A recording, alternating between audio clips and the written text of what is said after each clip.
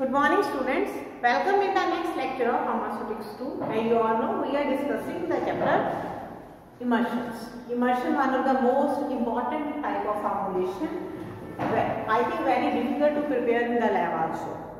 You have discussed what are emulsion, what are the different type of emulsion, what are the identification tests which are used to differentiate the different type of emulsion. Now we are going to start one of the most important topic in this chapter, which is very important from examination point of view, that are emulsifying agents. Emulsifying agents also known as emulsifier, also known as emulgent. ठीक है, तो exam में आपको किसी भी नाम से ये पेपर में पूछा जा सकता है. emulsifying agent, emulsifier, emulgent, कुछ भी नाम हो सकता है. तो first of all, what is the definition of emulsifying agent? These are the substances which are used to reduce interfacial tension between two phases. As you all know, there are two phases in emulsion. One is oil and other is water. So emulsifying agents are used to reduce the interfacial tension between these two phases, oily phase and aqueous phase. ठीक है? Because of interfacial tension, these two phases are immiscible with each other. We add emulsifying agent. Emulsifying agent forms a very thin film around the globules and it tends to reduce the interfacial tension between two phases. This way they make the immiscible liquids miscible with each other. Clear? तो ये है आपके emulsifying agent जो दोनों phases के बीच की जो interfacial tension है उसको कम करते हैं. अगर हम इनकी बात करें कि कोई आइडियल emulsifying agent, दुनिया में कोई आइडियल emulsifying agent एग्जिस्ट नहीं करता है. अभी आपने इतने सारे emulsifying agent स्टडी करने हैं, अलग अलग सोर्सेज से आपको emulsifying agent मिलते हैं, बट हर emulsifying agent के कुछ पॉजिटिव पॉइंट होंगे, कुछ नेगेटिव. जो आइडियल है वो आपको कोई नहीं मिलेगा. ठीक है, तो बहुत बार हमें क्या करना पड़ता है, हम सिंगल emulsifying agent यूज नहीं करते हैं, हम उनकी कॉम्बिनेशन यूज करते हैं. एक से ज्यादा emulsifying agent कि एक की कमियों को हम दूसरा साथ में डाल के उसको इम्प्रूव करते हैं. ठीक है, तो अब हम स्टार्ट करने जा रहे हैं classification of emulsifying agent. Paper में आपको क्वेश्चन भी ऐसे आएगा, what are emulsifying agents, classify them. ठीक है, तो ये 16 मार्क्स में सेक्शन बी में ये क्वेश्चन आपको आता है. तो अब है classification of emulsifying agent depending upon their sources. वो कहाँ से मिलते हैं, हमने उनको 7 क्लासेस में क्लासिफाई किया है. तो first classification is natural emulsifying agents from vegetable sources, मतलब प्लांट से मिलने वाले. आपको बताइए प्लांट नेचुरल ओरिजिन है, तो प्लांट से मिलने वाले नेचुरल emulsifying agent. अब ये जो emulsifying agents होते हैं वेजिटेबल सोर्सेज से जो मिलते हैं आपको, बेसिकली ये क्या होते हैं, कार्बोहाइड्रेट्स, जो आप लोगों ने बायोकेमिस्ट्री में पढ़े हैं. कार्बोहाइड्रेट्स होते हैं. इसके अंदर हमारे पास कौन से सब्सटेंस होते हैं, गम्स और म्यूसिलेज सब्सटेंस. जो सब्सटेंस जो म्यूसिलेज फॉर्म करते हैं और गम नेचर के होते हैं, इनके जो नेचर होती है एनायनिक नेचर के होते हैं और ये मोस्टली O-W टाइप की जो इमल्शन है उनको फॉर्म करते हैं. ठीक है, कार्बोहाइड्रेट ओरिजिन के होते हैं, गम्स होती है, म्यूसिलेज फॉर्म करने वाले सब्सटेंस होते हैं और एनायनिक नेचर होती है, इसलिए O-W टाइप की इमल्शंस को ये फॉर्म करते हैं. जो स्टेबल इमल्शंस फॉर्म करते हैं, कोई भी ऐसे emulsifier जो स्टेबल इमल्शन बनाते हैं, ट्रू इमल्शन बनाते हैं, उनको हम बोलते हैं प्राइमरी emulsifying agents. ठीक है, जो बिल्कुल स्टेबल ट्रू इमल्शन बनाते हैं उनको ट्रू emulsifier भी बोला जाता है, जहाँ उनको बोला जाता है प्राइमरी emulsifying agents. और कुछ एजेंट्स ऐसे होते हैं जो एक स्टेबल इमल्शन नहीं फॉर्म कर पाते हैं, वो सिर्फ इमल्शन को बनाने में हेल्प करते हैं. ऐसे जो आते हैं emulsifying agent उनको हम बोलते हैं सेकेंडरी emulsifying agent और इमल्शन स्टेबलाइजर. ठीक है, इनको हम दो तरीके से क्लासिफाई कर रहे हैं. प्राइमरी emulsifying agent जो स्टेबल इमल्शन बना रहे हैं, ट्रू इमल्शन बना रहे हैं. दूसरे हैं हमारे सेकेंडरी emulsifying agent जहाँ इमल्शन स्टेबलाइजर जो ट्रू इमल्शन फॉर्म नहीं कर रहे हैं बट इमल्शन को स्टेबलाइज करने की कोशिश कर रहे हैं. ठीक है, तो इनके कॉम्बिनेशन को हम ऐसे मोस्टली यूज करते हैं. तो अब जो इमल्शंस आप इस जो क्लासिफिकेशन के जो इमल्सिफाइंग एजेंट्स को यूज करके बना रहे हैं, क्योंकि आप जानते हैं कार्बोहाइड्रेट ओरिजिन के हैं, कार्बोहाइड्रेट नेचर के हैं, प्लांट ओरिजिन के हैं, तो इनमें बैक्टीरिया की या मोल्ड की ग्रोथ होने के चांसेस बहुत रहते हैं। तो इनकी बनी हुई इमल्शन को आपको प्रिजर्व करना पड़ता है बाय एडिंग सुटेबल प्रिजर्वेटिव। ये एक बहुत इंपॉर्टेंट चीज है कि जब भी आपने इनमें से कोई डालना है इमल्सिफाइंग एजेंट तो आपको उसके अंदर प्रिजर्वेटिव जरूर डालना पड़ेगा, नहीं तो वहां पे माइक्रोब्स की ग्रोथ हो जाएगी। तो इसलिए आप यहाँ पे क्या यूज करते हैं, आप यूज करते हैं alcohol, sodium benzoate, benzoic acid, the combination of methyl paraben and propyl paraben. अब ये जो आपने यूज करने होते हैं प्रिजर्वेटिव, इनको आपने बहुत केयरफुली यूज करना है, बड़ी कम कंसंट्रेशन में यूज करना है। कई बार क्या होता है कि इमल्शन को क्रैक भी कर देते हैं, ठीक है। तो ये है आपके natural emulsifying agent from vegetable sources in general. अब हमने इंडिविजुअली हर को पढ़ना है, हर जो भी इसकी एग्जांपल्स हैं। तो सबसे पहले है अकेशिया। आपने लैब में अब इमल्शन बनानी है, तो जितनी भी इमल्शन आप बनाओगे आप अकेशिया के साथ ही बनाओगे, गम अकेशिया, ठीक है। आपने कोरोनोसी में पिछले साल कोरोनोसी में अकेशिया को पढ़ा है। तो अकेशिया जो है उसको बेस्ट नोन इमल्सिफाइंग एजेंट माना जाता है। जब आप एक्सटेम्पोरेशियसली प्रेपरेशन करते हैं, स्मॉल स्केल के ऊपर, लार्ज स्केल के ऊपर जब इमल्शन बनाते हैं, हम हमेशा अकेशिया को ही प्रेफर करते हैं। उसका रीजन क्या होता है कि जो इसकी बनी हुई जो इमल्शंस होती हैं वो देखने में अट्रैक्टिव होती है, काफी हद तक वाइट होती है और पीने में भी ठीक टेस्ट होता है, उसका पैलेटेबल होती है। ओपन डबल टाइप इमल्शन में हम इसको ज़्यादा यूज करते हैं और इमल्शन स्टेबल्स भी होती है, काफ़ी स्टेबल होती है। बहुत सारे पीएच की रेंज में 2 to 10 रेंज में ये इमल्शन स्टेबल होती है। बस दिक्कत एक ही होती है इसके साथ, आप लोग जब बनाओगे तो आप खुद देखोगे कि विस्कोसिटी कम होती है। विस्कोसिटी कम होने की वजह से क्या होता है, रेट ऑफ क्रीमिंग, आगे आपने क्रीमिंग का टॉपिक पढ़ना है।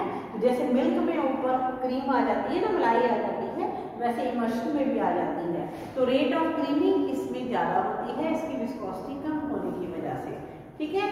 तो आप क्या करते हैं, विस्कोसिटी को बढ़ा के कोई और एजेंट डाल के विस्कोसिटी को बढ़ा के इसकी इमल्शन को आप स्टेबलाइज कर सकते हो। तो अकेशिया सबसे ज़्यादा यूज होता है। अकेशिया जो है इसके बैक्टीरिया की ग्रोथ होने के बहुत चांस रहते हैं, तो इसलिए अकेशिया के लिए आप जब भी यूज करेंगे कोई ना कोई अच्छा प्रिजर्वेटिव इसकी इमल्शन में आप डालेंगे।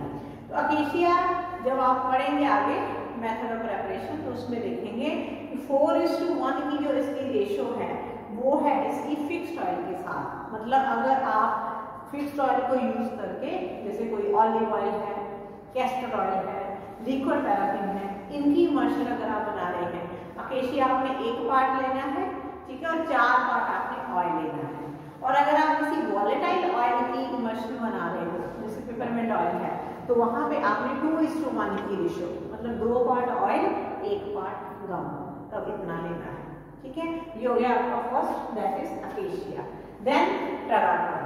ट्रागाकान जो है, ट्रागाकान लैब स्केल पे बहुत ही रेयर यूज होता है, क्योंकि इसकी प्रॉब्लम क्या आती है कि ये इंटरफेशियल टेंशन को ज़्यादा यूज नहीं कर पाता, और दूसरी चीज जो ग्लोब्यूल का साइज है इसमें बड़ा रह जाता है। उससे क्या होता है कि आपकी जो इमल्शन बनती है वो देखने में अच्छी नहीं होती, कोर्स इमल्शन होती है, उसका कलर भी लाइट ब्राउन होता है। आप लैब में अडेप्ट कर सकते हैं, व्हाइट कलर की इमल्शन नहीं बनेगी, ठीक है। तो इसलिए ट्रागाकान को हम प्रेफर नहीं करते हैं। ट्रागाकान की बनी हुई इमल्शन तभी इम्प्रूव हो सकती है अगर आप उसको बाद में होमोजेनाइजर से पास करके उसका जो पार्टिकल साइज है, ग्लोब्यूल साइज है, उसको रिड्यूस करें। आपको मैंने पहले लेक्चर में बताया कि जितना छोटा पार्टिकल साइज होगा उतनी आपकी इमल्शन जो है वाइट होगी, ठीक है। तो यही चीज यहाँ पे ट्रागाकान की इमल्शन के केस में आती है। अब इसकी जो इमल्शन होती है ट्रागाकान की काफी विस्कस होती है, बस यही इनका पॉजिटिव पॉइंट होता है। इसलिए हम ट्रागाकान को भी अकेला यूज नहीं करते हैं, हम ट्रागाकान को कॉम्बिनेशन में यूज करते हैं। कि अकेशिया की इमल्शन जो है, मतलब आप अकेशिया को यूज करके इमल्शन बना रहे हैं, आप क्या करेंगे, साथ में ट्रागाकान इंट्रोड्यूस कर देंगे, थोड़ा सा ट्रागाकान हम डालेंगे। कितना डालना है, 1/10 ऑफ अकेशिया। अगर आप 1 ग्राम अकेशिया डाल रहे हैं तो ट्रागाकान 0.1 ग्राम आपने डाल देना है। उससे क्या होगा कि जो अकेशिया की इमल्शन है वो थिक हो जाएगी, उसकी विस्कोसिटी बढ़ जाएगी, उसकी रेट ऑफ क्लीनिंग रिड्यूस हो जाएगी और जो ड्रगाकांत है इमल्शन को स्टेबलाइज कर देगा, ठीक है। और इसकी बनी हुई इमल्शंस को आप होमोजेनाइजर से पास करके काफी वाइट कलर में कन्वर्ट कर सकते हैं। थर्ड है आपका अगर जो है ये भी कोई अच्छा इमल्सिफाइंग एजेंट नहीं माना जाता, क्योंकि इसकी जो बनाई हुई इमल्शंस होती हैं वो भी बहुत विस्कस होती हैं और कोर्स होती हैं। ये प्रॉब्लम ड्रगाकांत में भी आती है। मान लो आप अकेले ड्रगाकांत को यूज करके इमल्शन बनाते हैं तो बहुत विस्कस बन जाती है।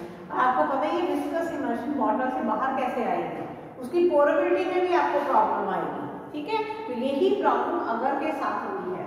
तो इसलिए अगर को भी हम as primary emulsifying agent use नहीं करते हैं, इसको हम थिकनिंग एजेंट यूज करते हैं कि अकेशिया की जो इमल्शन है उसका जो आप कह सकते हैं कि विस्कोसिटी कम होती है, उसको थिक करने के लिए, उसको गाढ़ी करने के लिए थोड़ा सा अगर हम उसके साथ हम डाल देते हैं। अगर अब डालना कैसे है, अगर डायरेक्टली पाउडर फॉर्म में नहीं डालना, अगर का म्यूसिलेज बनाया जाता है, 2% म्यूसिलेज इसका बनाया जाता है।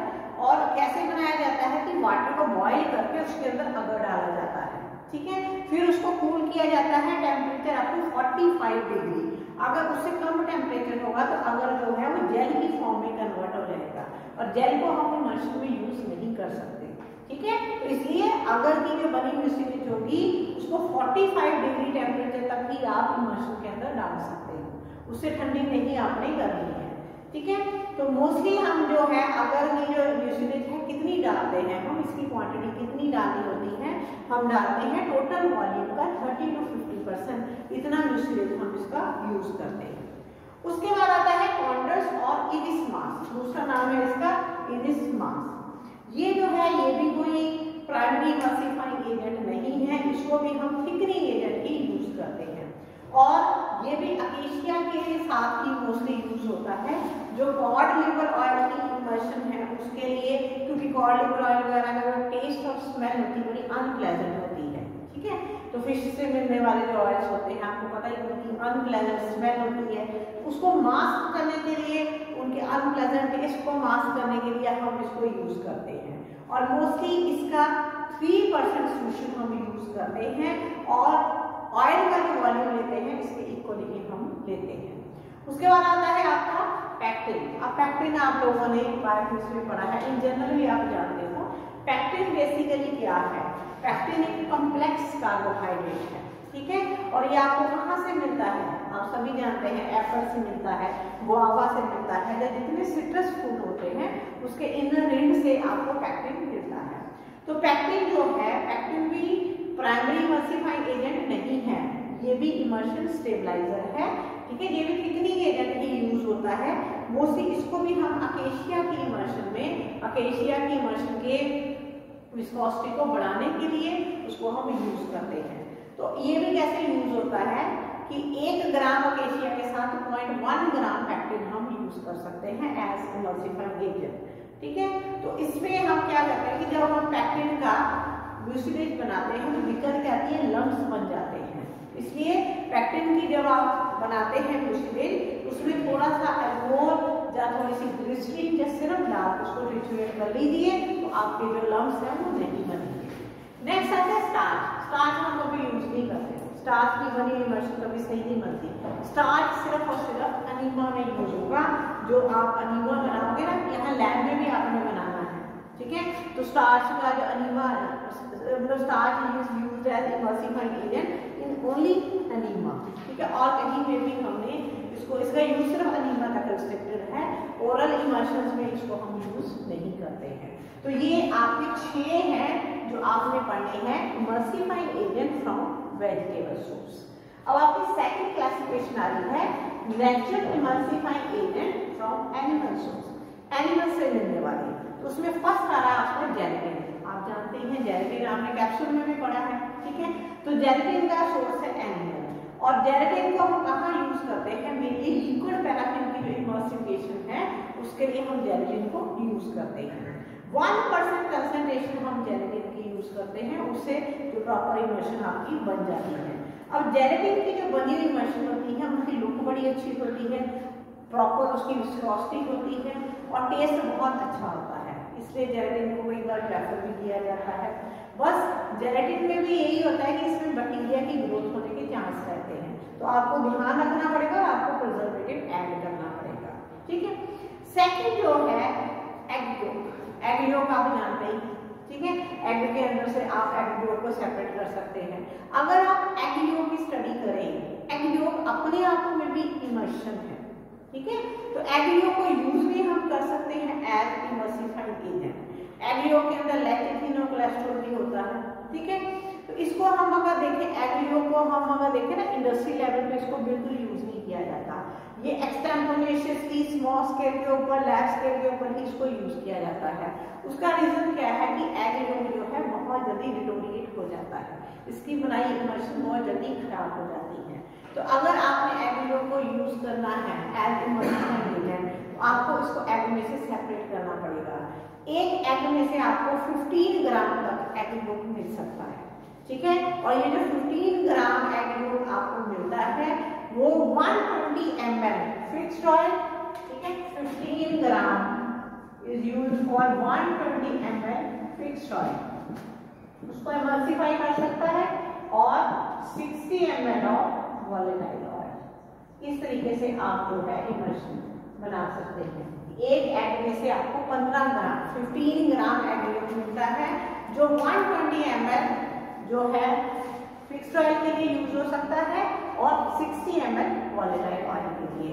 बट आपको एक चीज का ध्यान रखना है कि जब भी आपने एग योक को यूज करना है तो आपको इसकी जो बनी हुई इमल्शन है उसमें प्रिजर्वेटिव डालना पड़ेगा, चाहे आपको थोड़े दिन के लिए ही इसको स्टोर करना है, और दूसरा हमेशा इसको रेफ्रिजरेटर में ही स्टोर करना पड़ेगा, ठीक है। तो ये है एग योक। उसके बाद आप थर्ड जो उसमें पढ़ते हैं वो है इसी क्लासिफिकेशन में वूल फैट। वूल फैट आपने ऑइंटमेंट के टॉपिक में पिछली बार पढ़ा है, और इसका जो दूसरा नाम होता है that is anhydrous lanolin. Anhydrous lanolin, अगर इसके अंदर वाटर ऐड कर दिया जाए तो ये बन जाता है हाइड्रस लैनोलिन, या इसको लैनोलिन ही बोला जाता है। तो ये जो है आपका वूल फैट, ये एक्सटर्नल एप्लीकेशन के लिए जो इमल्शन होती हैं, जैसे क्रीम्स हैं, ऑइंटमेंट हैं, उनके अंदर इसको यूज किया जाता है।